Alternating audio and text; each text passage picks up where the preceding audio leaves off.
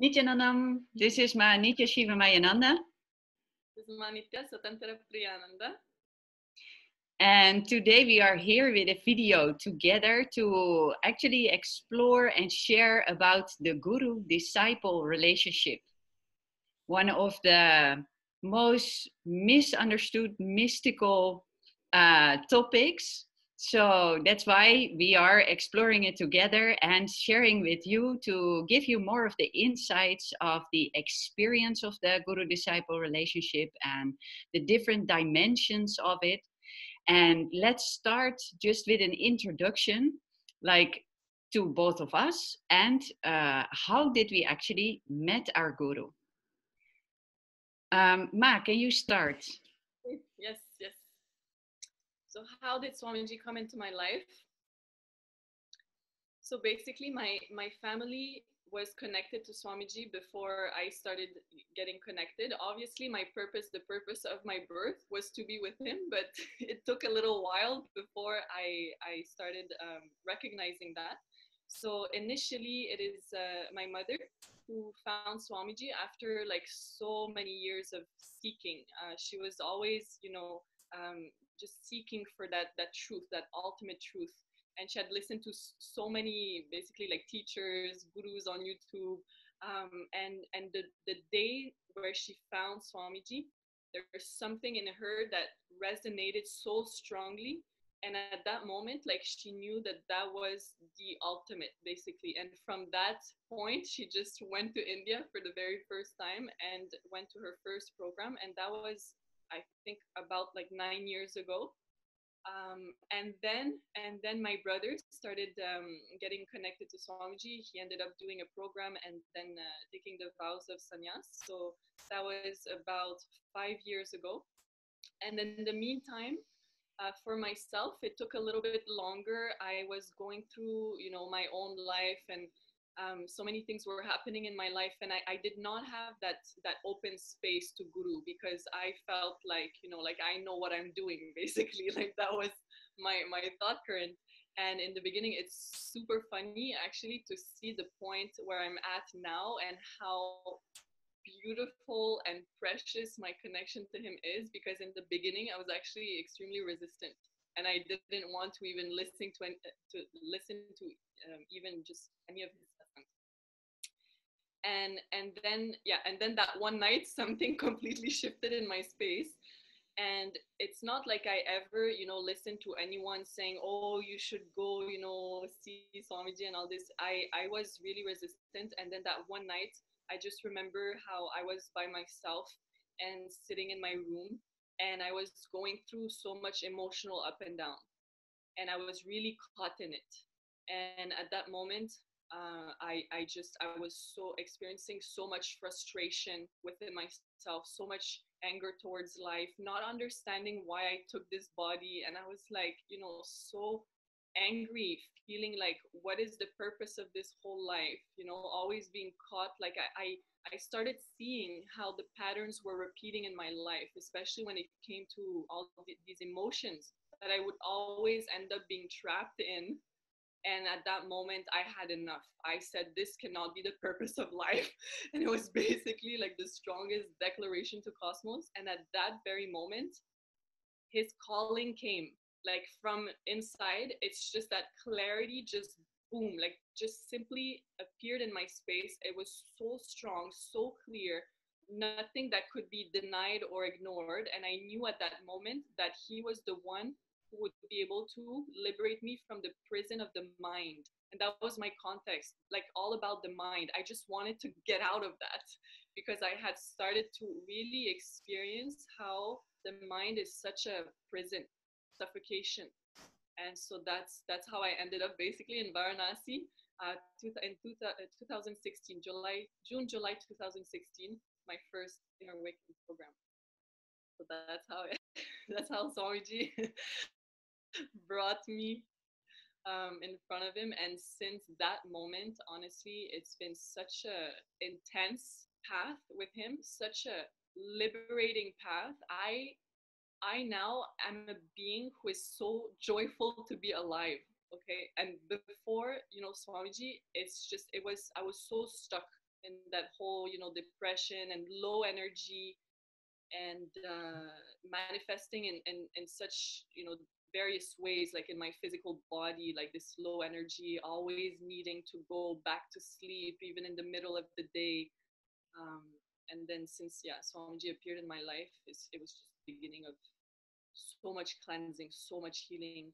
And now I'm in a state where I'm so like happy to be who I am. Like I feel so blissful, like to have this body.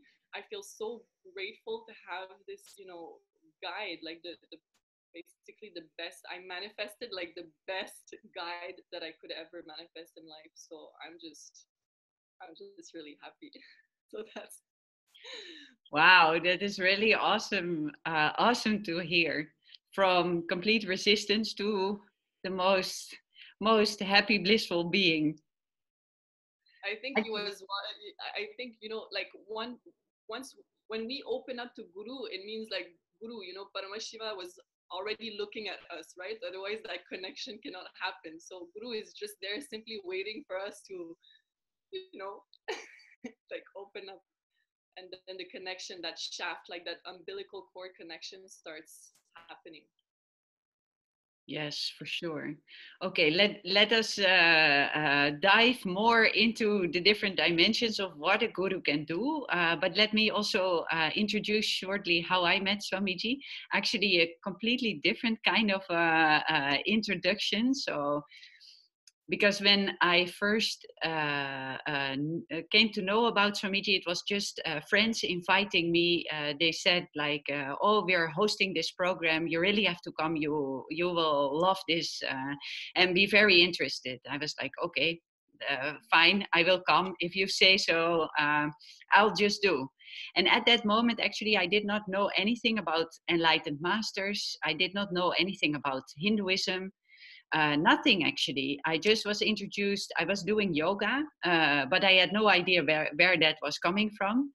And I was reading about different philosophers, and I found out about Buddhism, but nothing about Hinduism yet. And throughout that program, I just had such a profound, deep experience. And Swamiji basically healed me from a chronic disease that I was struggling with for years. So that was an amazing introduction. And two weeks later or something, I did a weekend program, and I got introduced to like the completion techniques. And I was really having such deep experiences of being liberated from all kinds of like patterns and a load that was on my back for a long time. And just because of that deep experience, I got so deeply connected, and I was really, really clear, like, okay, everything I've always been looking for in life, that is what I'm finding here in this kind of an energy, in this kind of a deep truth. So I don't know who this enlightened master is exactly and how this all works, but I want to know everything about it. So that is how actually my journey started. And apart from these friends, I had nobody in my environment that was actually busy with anything like this. So it was a completely new introduction. And yeah, then I had to find out what is actually a guru, and how does this all work in this relationship. How do I behave with him, and what is he actually doing in my life. And the more I found out, the more I started realizing, like, wait a minute, I've always felt like we should not be living the way everybody is living here, what I see everybody doing. And like, so many signs are there that something really needs to change. If I look at how we organized education or healthcare, or like the way basically we get along with each other, it must be possible to do this in a whole kind of a different way. So I kept on searching, but I was searching at universities here and could not find it. and then suddenly Swamiji turned up, and everything started to fall in place, and got introduced to this whole Vedic science and tradition that literally has everything to live in that different kind of a way, for which I felt like it should be possible differently. So yeah, I'm just like you. I'm very, very, very grateful that I found out about this and that I manifested a guru in my life. And yeah, this is actually the one relationship also where I feel all kinds of relationships that you can have in life are just coming together. And all of the experiences that I ever have had with people are getting healed and completely completed and integrated to like Like the all core the of, gaps are getting closed, right? No mm, more gaps. absolutely, absolutely everything which what I did not understand of earlier relationships, whether it is with my father, with my mother, with in relationships where I was in love, or like in friendships, whatever, all of these relationships are like getting purified, like with experiencing how you can be with an enlightened master. He's continuously, yeah, just such a pure light in your life. And Really, it's a all the GPS. layers of the really what? Really? Really a GPS.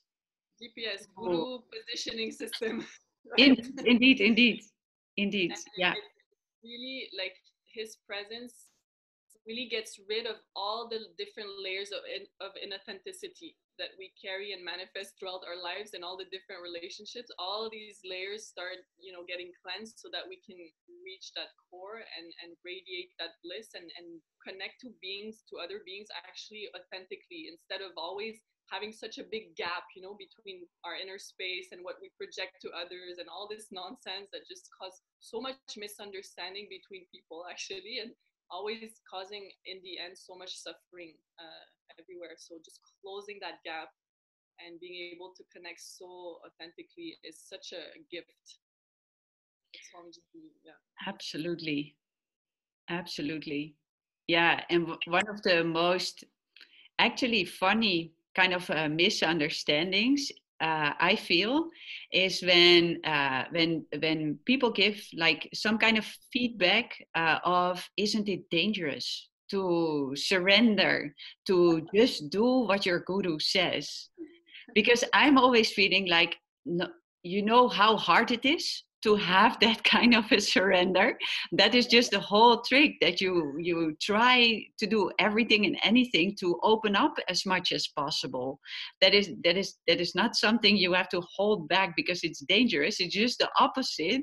You want to do everything and anything you can to open up as much as possible for that healing energy, to just clear everything out and purify. And I think surrendering is scary to many people, because in the space of surrendering, we cannot have any vested interests.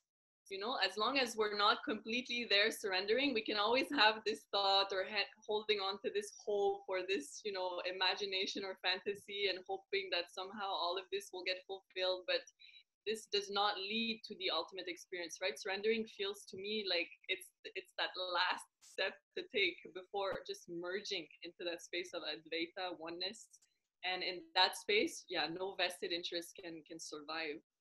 So that's why people are scared, because it's like, okay, but my identity, right? Like whatever I know as me, I've become so attached to it in this life. And surrendering feels like, okay, I'm going to lose everything that I know about me. But the secret, the funny part is that everything that we know about ourselves before, starting that path of awakening is actually not us. It's basically just an accumulation of different conditionings and patterns and all that. So Yeah, absolutely. And what I very well understand is when people have earlier experiences of trying to surrender to anybody and then being exploited, right? Because all of us whenever we are not enlightened, we have these vested interests and we have secret agendas, what we want to get out of a relationship, right? So it's never completely free of what we want to get out of it.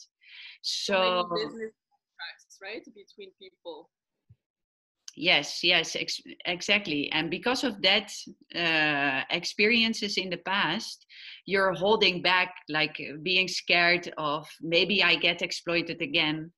But like when you have this experience of Swamiji, it is so clear that he is having such a pure energy. There's no whatsoever hidden agenda.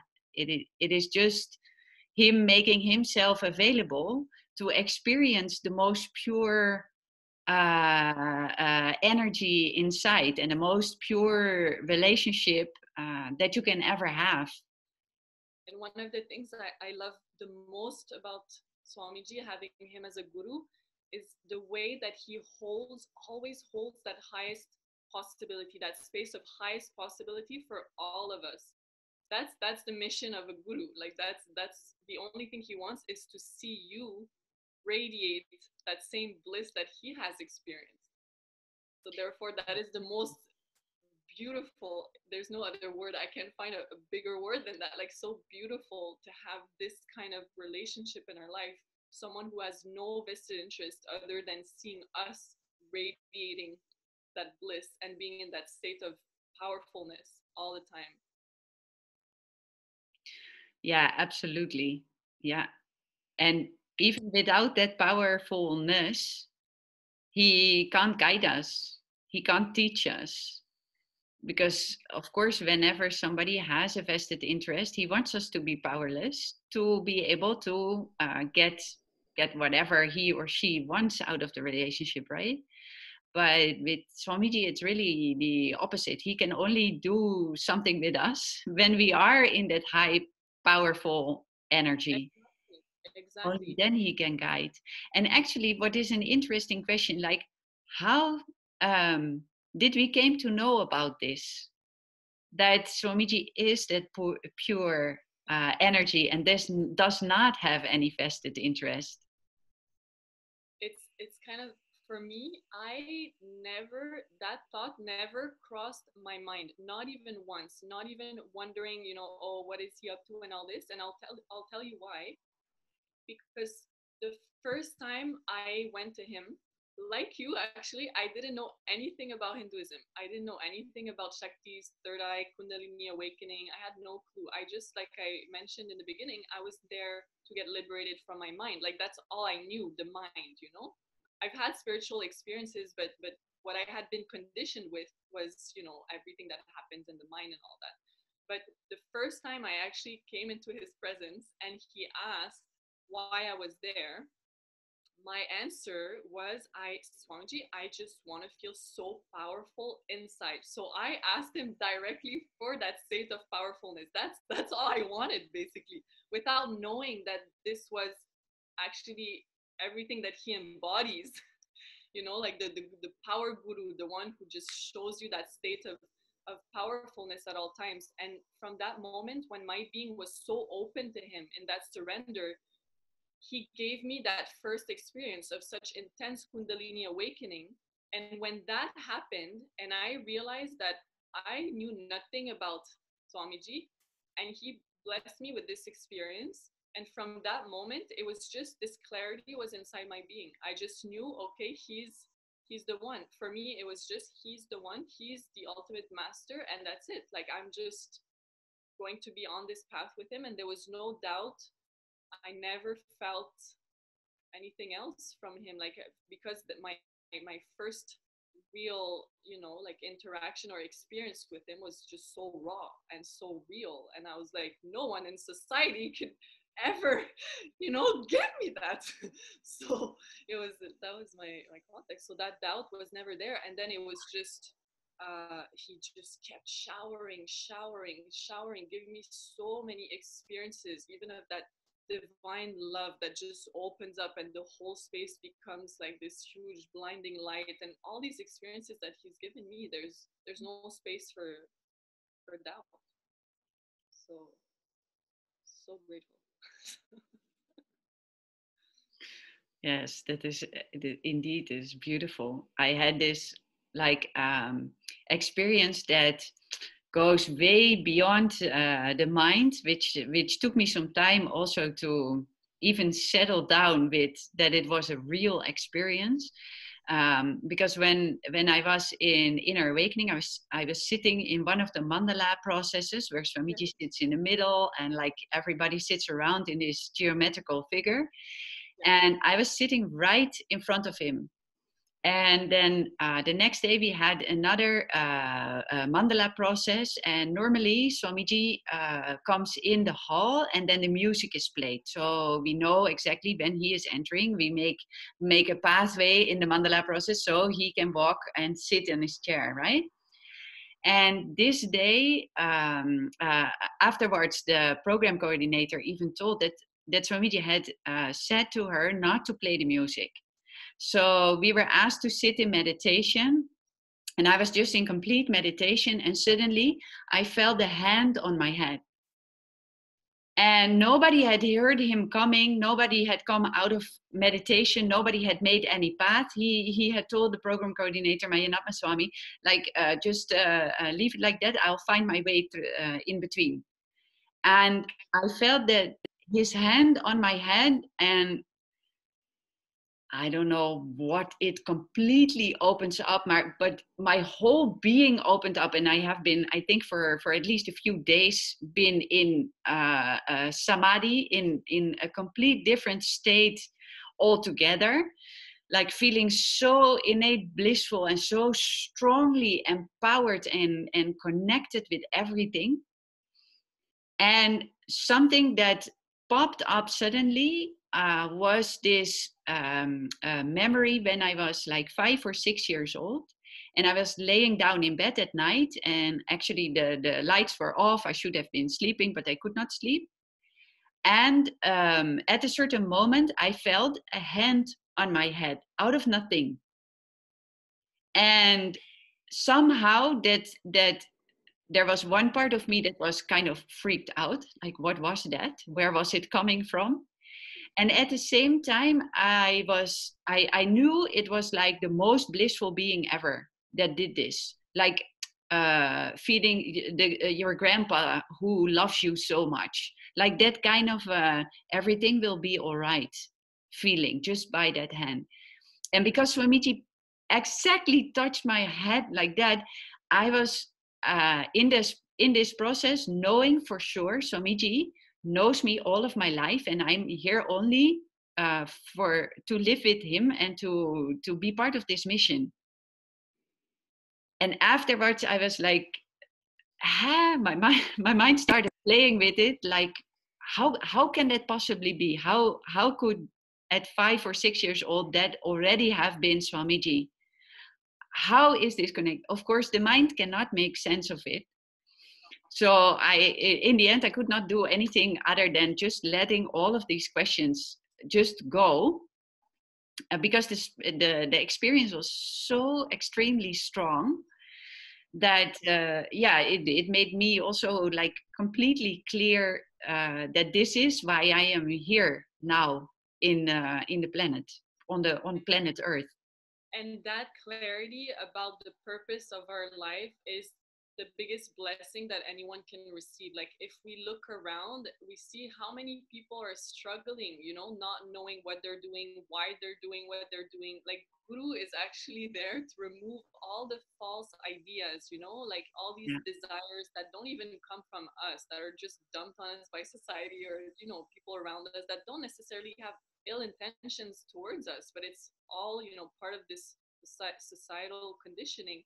And Guru comes in your life and just removes the whole thing and just shows you and makes you become so clear. Like that's the word that comes out of me and you when we share. It's that clarity just comes, and we become so stable, knowing that it's such a relief also to know, like, this is why I'm here. This is why I came. And coming here is a conscious decision. When we take the physical body, it is, our decision to come because we actually want to get that liberation. And then, you know, based on whatever karma we have to go through, as you know, many many things in our lives before awakening happens.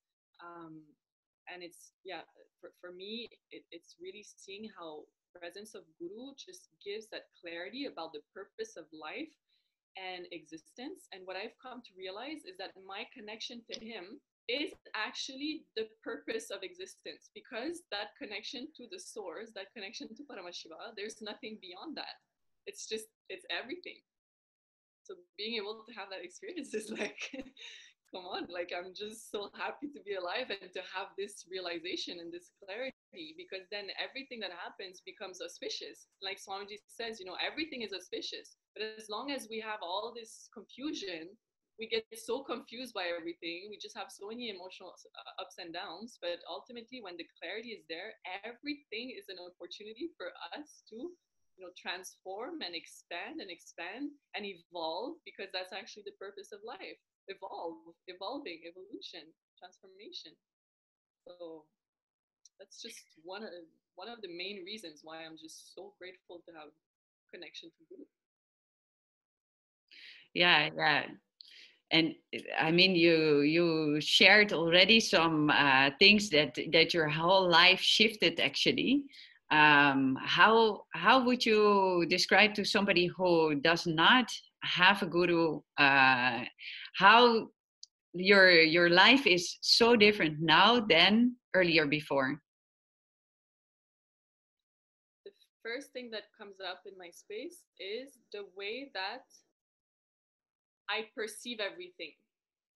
Right? Like when we're so stuck in confusion and patterns, it's like we're always in a state where we're waiting to get hurt. You know, whatever happens in front of us, it's like, oh, this person is abusing me. Oh, this person is doing that. Oh, life is against me. Oh, everybody wants me to fail. You know, it's always these like powerless thought currents.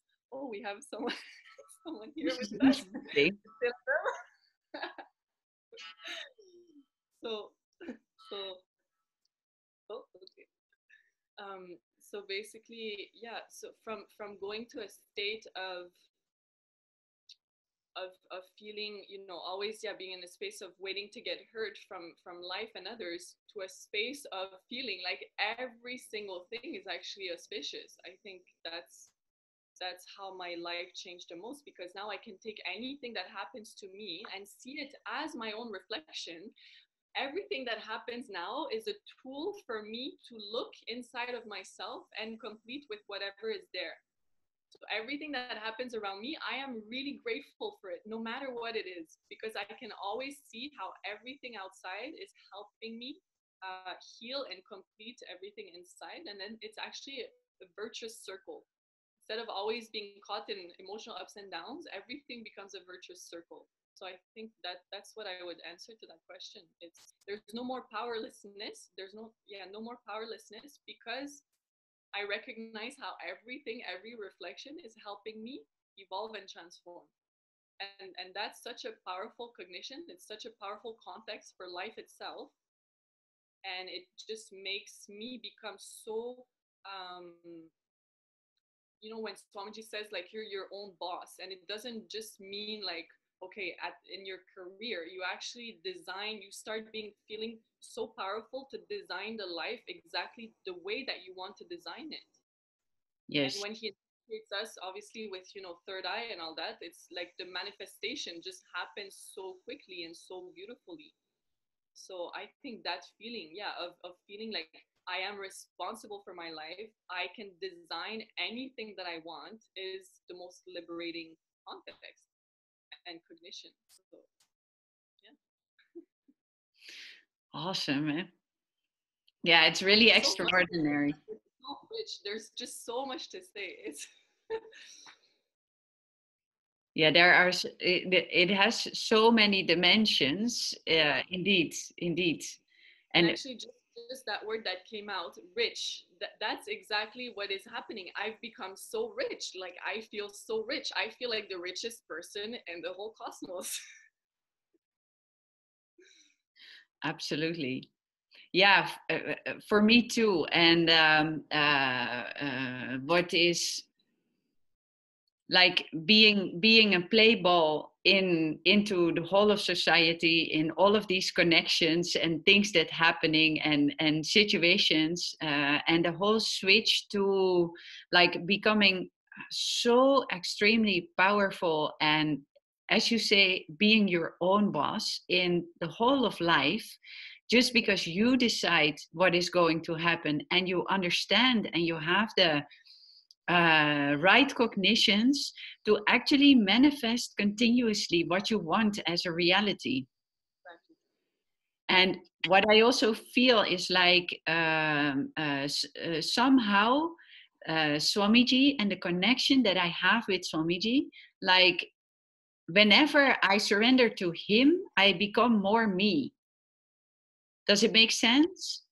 Like it is the best way to get centered into myself. It's not another one relationship where you like do what somebody else expects you to do, or you try to please somebody or whatever. Because actually, like whenever I tried to please Swamiji, it didn't work. Doesn't work. Whenever I try to just do what he says, it didn't work. Like he is continuously mirroring that highest possibility, and that is not doing that. That is not pleasing somebody. That is not like all of these powerless ways, actually, or cunning ways to deal with people or with yourself, for that matter. And continuously being like in relationship with Swamiji is continuously centering me somewhere inside where the best experiences of life come from, or which is life itself, because there's no me anymore in terms of all my ideas about me, but there is a way deeper me which is connected with everything. And actually, as you were sharing, saying that you become more and more you, the more you're able to connect with Guru, it's because Guru is nothing separate from us, right? Like when we're stuck in society and this conditioning, we think, oh, it's me versus that person. There's always that separation, right? And there's always like a fight that happens, and again, like vested interest and all that.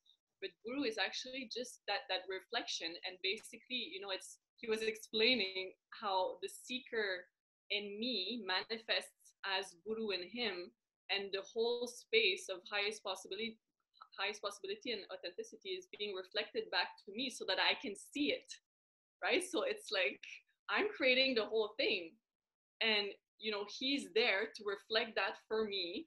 So therefore, like the more we surrender, the more we open up to that reflection, the more we become authentic and closest to that core, like you're saying, where that idea of that identity just becomes so redundant, like, and you forget so many things about your life, also just irrelevant things, past, it just disappears. It's like it was never there. So yeah, it's like a yeah I see it as an alchemy process. The relationship with Guru is that alchemy process, and we create the whole thing, and he's just there as this pure space, and whoever is sincere in about wanting that transformation to happen, he's just always available. So again, it's our own, it's our own decision based on our yearning. If it's sincere, then he's the best. He's the best, most auspicious happening that can ever happen. Absolutely, a beautiful, beautiful mirror. And it's funny also that you say like it's an alchemy process, because that also for me means that yes, there is a truth in like applying all the teachings. Of course, when we get up in the morning early, do yoga, all of these things that really helps cleaning the whole system and establishing, especially of course when we do puja, but actually all of these practices connect us more and more and more with that highest possibility that Swamiji embodies. And at the same time, there's also this truth that even regardless of whatever I do, Swamiji makes it happen in me. because whenever I just have on my mind like, oh, I wish I would be more blissful, or I wish I would be able to deal more powerfully with conflicts, or like whatever is on my mind, actually regardless of what I'm doing, Swamiji makes that happen. Like just in a few next days when I have that desire, that just manifests as a reality somehow. Do you also have such an experience that Swamiji is just doing Absolutely. doing it? So for me, the way I experience this is just like you say, you know, you have these thoughts that come, oh, I would like to be more like this, more like that. At some point, the most recent example that really like such a huge shift happened to me where Swamiji just did it. I did nothing. All I did was I just asked Swamiji, like, Swamiji, I just want that space of responsibility for the whole world to open up. I was in a state where I just asked for that. I didn't know how to do it. There was nothing that I could think of. Okay, and if I do this, then all of a sudden I'm gonna start feeling, you know, this sense of responsibility and all that. And it just came from that sincere seeking. Again, it always comes down to that sincere seeking. If this space is sincere about wanting that transformation to happen, Guru is right there, and you know, it's like you leave the pathway so clean and open for that energy to just come through, and then the whole thing manifests. And I cannot, and that's when I started giving, you know, like offering to people like chakra sessions on Zoom, and helping so many beings based on Swamiji's teachings. And that space of responsibility just opened up from one day to the next. There's no logical explanation where I can say, yeah, it, you know, this was what happened. It went from me just asking and having that, you know, yearning in my space, from the whole thing was there. So who is doing, you know, like it's just Swamiji is constantly blessing, and the whole cosmos actually is just like Swamiji says, like a huge tatas to like, so be it, right? So definitely I relate to that kind of experience so much. And it's such a, again, it's such a relief because you feel like you don't have to do anything, you don't have to force anything to happen in your life. And anyways, anything that you do from a context of feeling forced or forcing yourself ends up backfiring on you, like it's just a sabotage, right? But in that space of surrendering with Guru, and it just simply happens, and the whole thing aligns, everything falls into place, and you feel so complete about the whole thing. And then other people start feeling enriched. So again, like, most virtuous cycle. Yeah. Yeah, that virtuous cycle is indeed, that is so key. Like how, So rich just talking about it. I feel like the whole space is gold, you know, like that. absolutely, absolutely. Yeah, I was like a few weeks back we had Vakyarta Sadas, and I was contemplating about so many questions, and then suddenly I was just seeing like, wait a minute, it is all very simple. Swamiji is just my most powerful cognition. Like That's good. Yeah, the that's good. the fact that I am able to recognize Yeah. his energy as the highest potential, the innate truth, not having any vested interest, like the most pure being that can ever be. And what more do I need? Literally nothing. Like as long as Swamiji is there, that connection is there, then everything will simply fall into place, and I will realize indeed the whole purpose for which I'm here. That is way beyond what I can ever strategize for, or whatever I can see right now, because I know the only thing I know for sure is that it's way beyond that. So just connecting to Swamiji and have him as my powerful cognition is is basically just enough in life to manifest anything, to experience anything, to for everything in Oh, life. you froze me. Oh, back No, now? it's okay. Yeah, yeah. Now it's okay. But I Yeah. heard, yeah, definitely. And what you're saying is absolutely brilliant. You know, like it all comes down to that one, one powerful cognition, like Swamiji. That's it. Everything happens from there. Absolutely. Just seeking and Swamiji and nothing else we need. And that is also like the beautiful thing, because Swamiji is saying that over and over again. When you are my disciple, you actually don't need to do, not even completion, not sit and meditate, not anything. Of course, the spiritual morning routine is highly like respected in all of Hinduism because it gives you a base and to connect. Frequency also, and yeah, like you're saying, gives you that space to connect. Yeah. And but basically you don't literally need to do anything. Maybe in earlier lives we did already do so much of tapas that we are here now able to recognize, because that is also something that I find very funny. Not everybody recognizes Swamiji as that. Some people will not even notice. Some people like get disturbed somehow. And others just are having that clarity that both of us feel, and for which we benefit so tremendously in life. So yeah, probably everybody has his own path, but it's interesting that you mentioned, yeah, past lives, saying that so much tapas was probably done in past life.